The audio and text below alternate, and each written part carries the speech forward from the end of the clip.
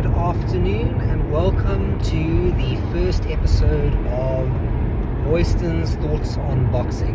And what a weird subject or topic to start my podcast journey on. None other than Jake Paul versus Anthony Joshua.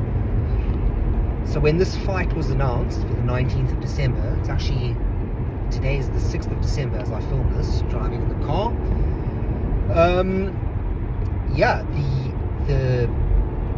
19th of December is only a few weeks away.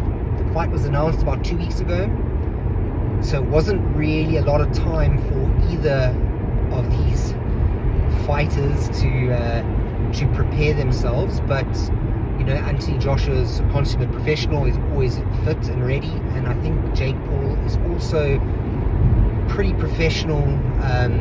Doesn't seem like he's out of shape a lot of the time. I think he trains pretty hard. We have to give him that. I mean, think what you want about Jake Paul. You know, the former child star in, was it something to do with an aardvark? He was a character on a Disney show. He's a YouTuber, known for pranks, along with his brother. Grew up in Ohio. Former bully, high school bully, sporty jock, you know, becomes really big, gets into boxing by hook or by crook somehow, and he's finding himself after a good few fights now, up against probably one of the greatest heavyweights in boxing history, or in British boxing history, let me say.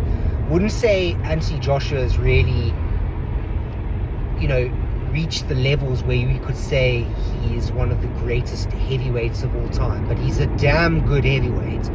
Let's give him that. Let's give him his flowers. Like, he's entertained many fans across the UK and the world. He's fought some elite level fighters, he's beaten elite level fighters, and he's lost to elite level fighters in, you know, Alexander Usyk, and I'll put Andy Ruiz in there.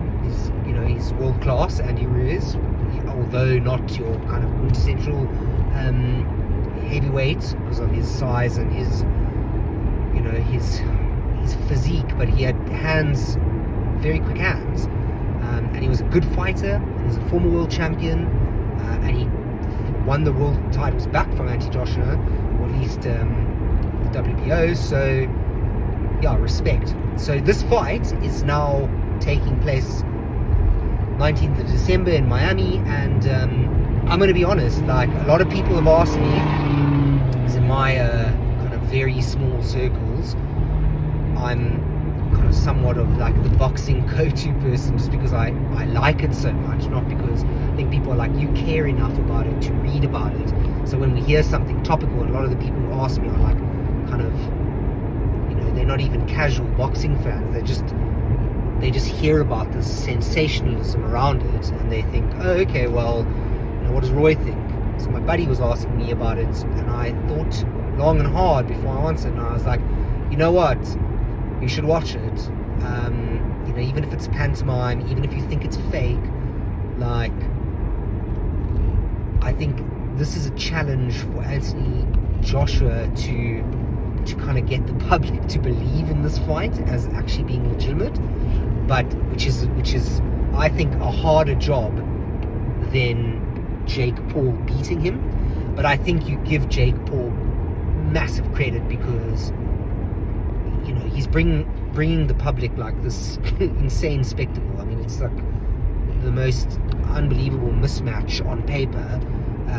You know, former YouTube child star versus like Olympic gold medalist, and that's where you really got to give Joshua credit as a fighter. He's got this amateur pedigree that backs him up as a, you know, world class fighter, but he's got massive balls, because if you watch what Joshua has done to, you know, fighters in the past, especially like a crossover fighter like Francis Ngannou, who, you know, he's a fighter, he's an MMA fighter, he, you know, is a former UFC heavyweight champion, and he got starched, he got absolutely maimed by by Anthony Joshua in their crossover fight, which was way more legitimate, of two athletes of their stature fighting each other, than this. So yeah, I said to him, like, you got to watch it, because I think he's earned the right for people to be interested in it. I mean, other times where he's fought, basketball player, he's fought, I think it was, kind of very shocking when he beat Tyron Woodley, because Tyron Woodley was a savage. Like, you would have thought that he would have beaten him, and he just looked so uncomfortable in the ring that it almost looked farcical. Like, it almost looked like some sort of rigged, scripted event. But what he's done since, he beat Nate Diaz, he beat Anderson Silva, then he ends up fighting a 50-something-year-old Mike Tyson, who clearly, like, I think there was a story where you could hear Mike Tyson's knees crack as he got out the car to go to the stadium. Like, just a weird event in that. And I mean, that really captured the public's imagination,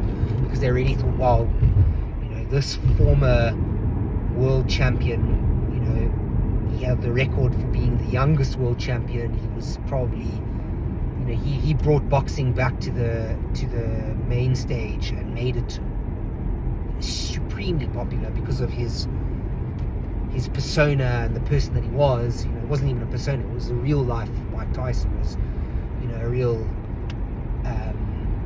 real charismatic and kind of questionable character in terms of, like, his checkered past and his actions outside the ring.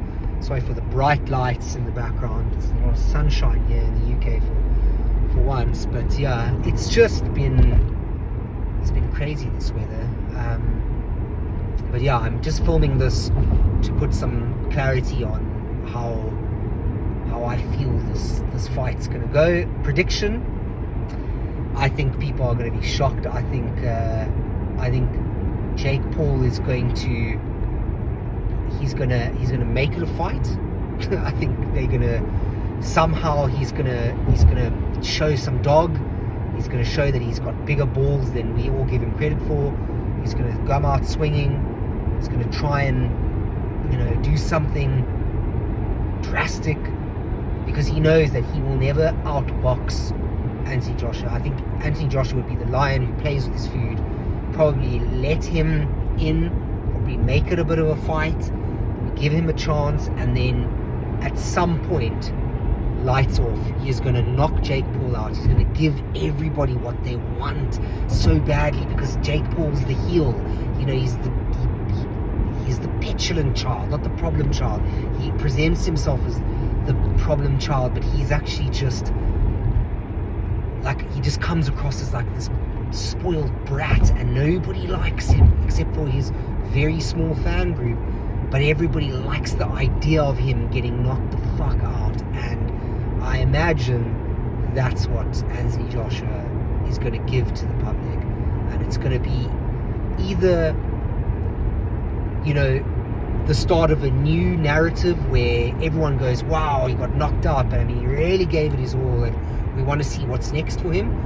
Or it ends the story, not just the chapter of Jake Paul's boxing career, or maybe it's the chapter in his life of entertainment. The boxing chapters will be over, but I think Anthony Joshua, he kills the dream of him ever going beyond this. Like, this is the crescendo for Jake Paul.